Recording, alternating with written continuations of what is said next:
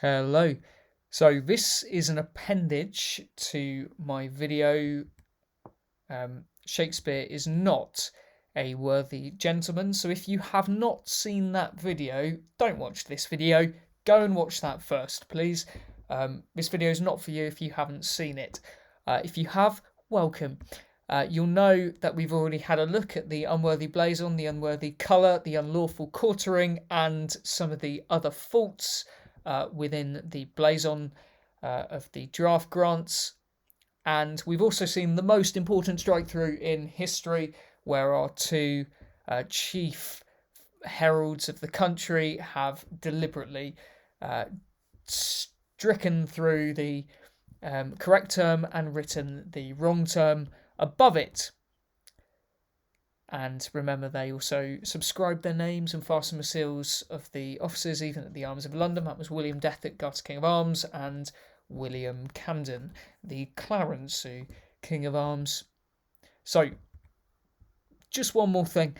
The one thing that I wanted to say within that video, but I felt it may go off on a slight tangent from the main argument of what I was saying, was this. Within the New York Times article that we had a look at, which I think is really great, and my high praise to it. Thank you, New York Times, for your brilliant reporting, and Jennifer Schusler for your journalism.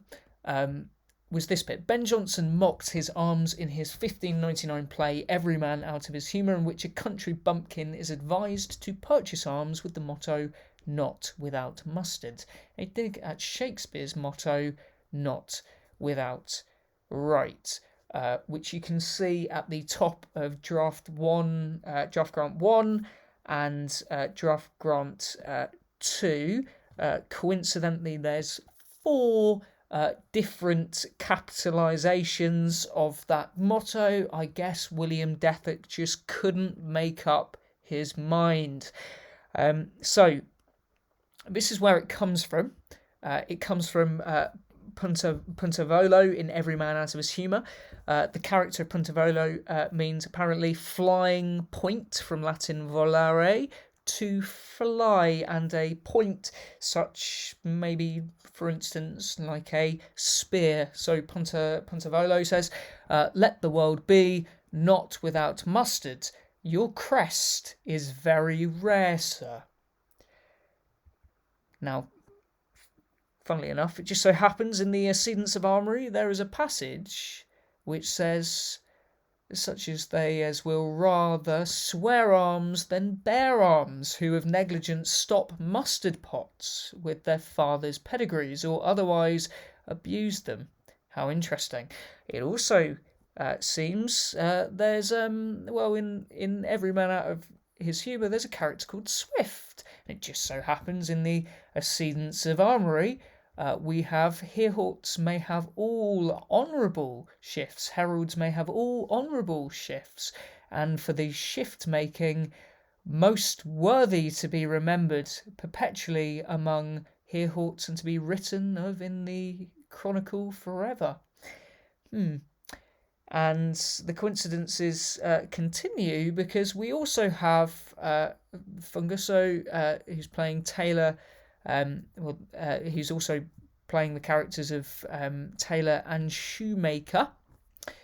And in the Sedence of Armoury, we have, not only do we have an everyman reference, but a tailor and a shoemaker, but will be as gentlemanlike as gentleman himself. This is a pretty story of a tailor and shoemaker, the shoemaker John Drakes, but will be as gentlemanlike as a gentleman himself, and as like apes counterfeit that as appertaineth not to them. So someone who's trying to be gentlemanlike and faces the repercussions of trying to be. It's a very lovely little story. I'd encourage you to read it in the Sedence. I very much enjoy it.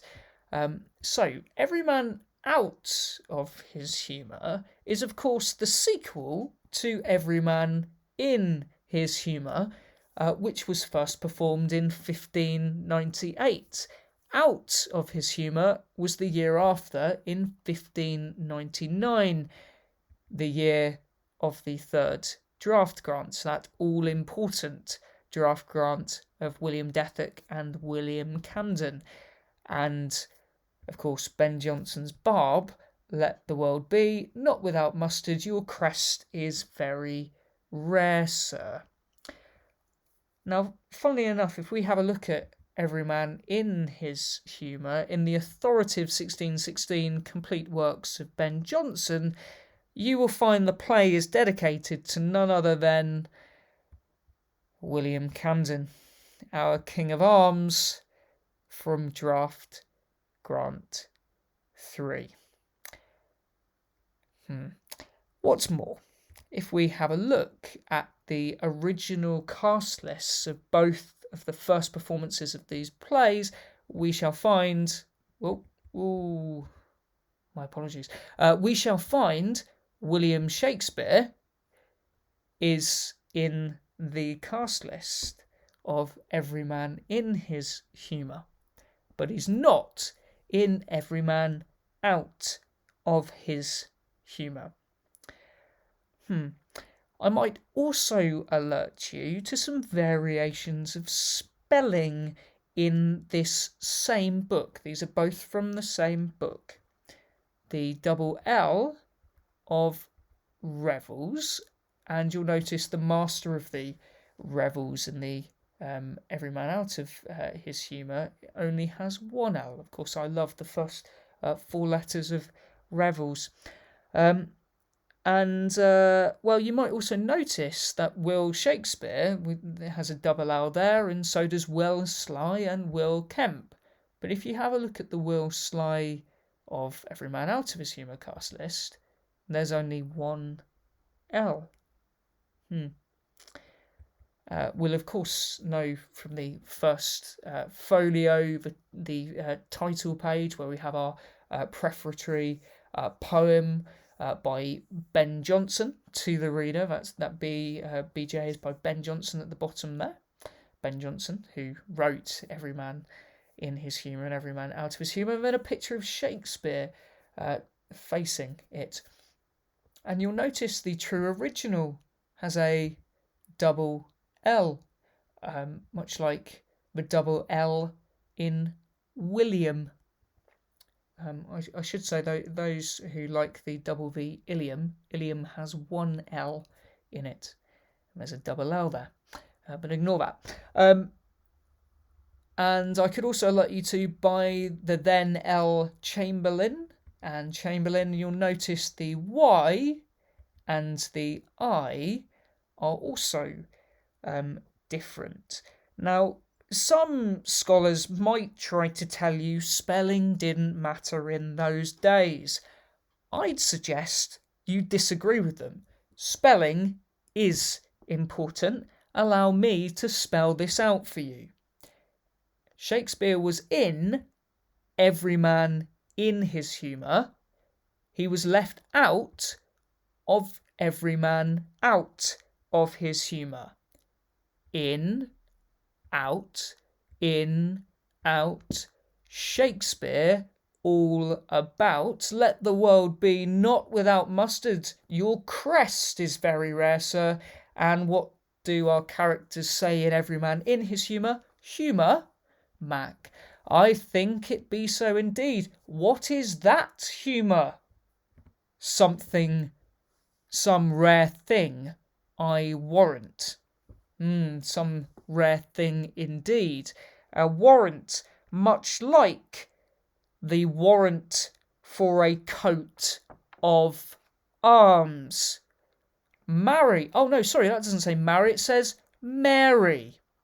I'll tell thee, Cobb, it's a gentleman-like monster, bred in the special, notice the double L, gallantry of our time by affectation and fed by folly.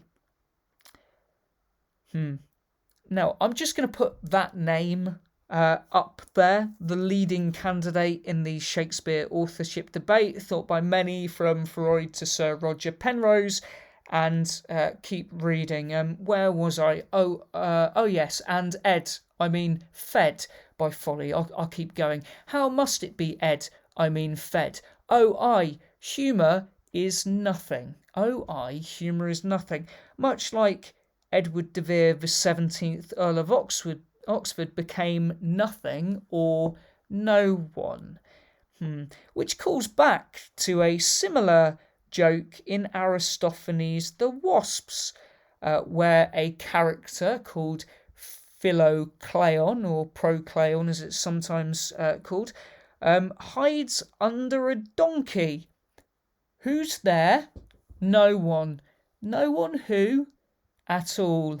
No one at all.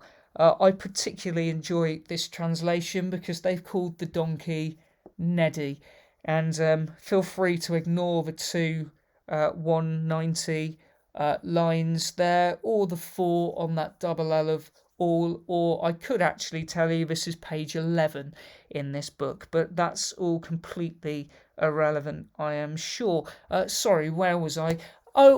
Humour is nothing, if it be not Ed, I mean fed. Didst thou never hear that? It's a common phrase.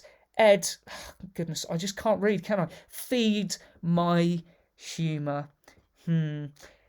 It's also highly relevant. The two chief characters in this play, one of who Shakespeare probably played, are called Edward Noel. And I hope you may come to know Edward well. I think it's actually pretty funny getting Shakespeare to play that character to mock himself. I think that's pretty banterous, to be honest. While also on the subject of every. Think about the first 4 letters of every. I swap place before as well. Anyway, so while on the subject of rare, it's worth remembering the name of the herald in the Accedents of Armoury. I quite like anagrams and interlacing words within words. I wonder whether you can see what's in the name Gerard. Lovely. So what I'm really saying there is Shakespeare, the player, is for whatever reason clearly known and being mocked within Ben Jonson's Every Man in His Humour and Out of His Humour. So Ben Jonson, whoever Ben Jonson is, clearly knows this. I love Peter Falcon, big fan. So there's actually quite a bit. We looked at just the blazon in the previous video. Shakespeare is not a worthy gentleman, but actually there's loads of wit going on in the draft grants, and it's like it would take quite a lot of time to go and unpick all of it. But here's just one of my favourite bits. To the end that, as some by their ancient names, families, kindreds and descents have and enjoy sundry. I really like sundry, not just because of Ra and Apollo and my favourite windows. Well, there are quite a few windows all over the place actually, but my favourite windows are the ones, it would be the window of Edward the Confessor in Westminster Abbey, which is very, very funny. Ensigns and arms, so other for their valiant facts, magnanimity.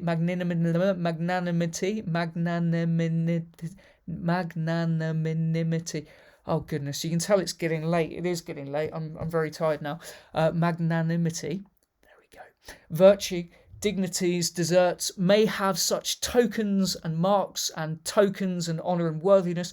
Just note the capital letters, please. Capital letters are important, children, whereby their name and good fame shall be and divulged, and their children and posterity in all virtue. better encouraged, discerned, I hope you may be discerning, to the better service of their prince. If you want to know more about a prince, firstly, I'd read the Accedents of Armoury. It's there, or I have made a video for you with some new, quite strong evidence in, called Who's in the Corner? And Country, in consideration and the better declaration whereof I have Ben. I really like rare. Oh, look, more rare. Ben Jonson. This is the Earl of Oxford's monument in Westminster Abbey. Edward de Vere, of course, the Earl of Oxford. Of course, all of the title Earl of Oxford has actually gone extinct by the time that monument has been put up in Westminster Abbey. You can watch more of this in my video, Where is Shakespeare Buried? Sorry, where was I? I'd get distracted far too easily. Being hereunto solicited and by credible report informed. Being therefore hereto solicited, credible report informed that John. Now, virtue, as you saw mentioned, which occurs in all three draft grants actually, is I'd say very highly relevant to this book, given if you have a look on the front of this book, those coat of arms, that escutcheon and shield, are blazed with virtue.